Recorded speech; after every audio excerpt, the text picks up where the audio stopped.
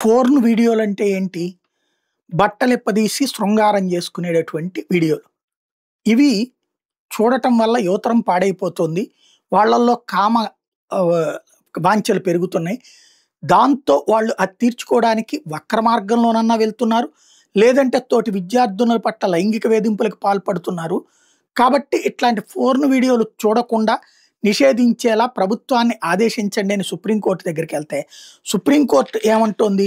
దేశంలో పోర్న్ వీడియోలు చూడడం మీద నిషేధం విధించేలా కేంద్రాన్ని ఆదేశించాలంటే, ఒక్కసారి ముందు నేపాల్‌లో జంజీ ఉద్యమాన్ని చూడండి. నిషేధాల వల్ల నేపాల్‌లో ఏం జరిగిందో చూడండి అంటూ ఏకంగా చీఫ్ జస్టిస్ గవాయ్ నేతృత్వం ధర్మాసనం వ్యాఖ్యానించింది. మొదటి పిటిషన్ విచారణకు కూడా స్వీకరించడానికి ఒప్పుకోలేదు. ఆ తర్వాత 4 వారాల తర్వాత విచారిస్తుంది. అప్పటికి వెళ్ళిపోతారు గవాయ్. ఏం చేయాలనుకుంటుంది? ఏం చెప్పాలనుకుంటుంది? పోర్న్ వీడియోలు చూడండి. వాళ్ళు పాడైతే పర్లేదు. వాళ్ళందరూ రెచ్చిపోయి రోడ్డెక్కితే గనక జంజీ పేరుతో వాళ్ళందరినీ కంట్రోల్ చేయలేం అని చెప్తుందా?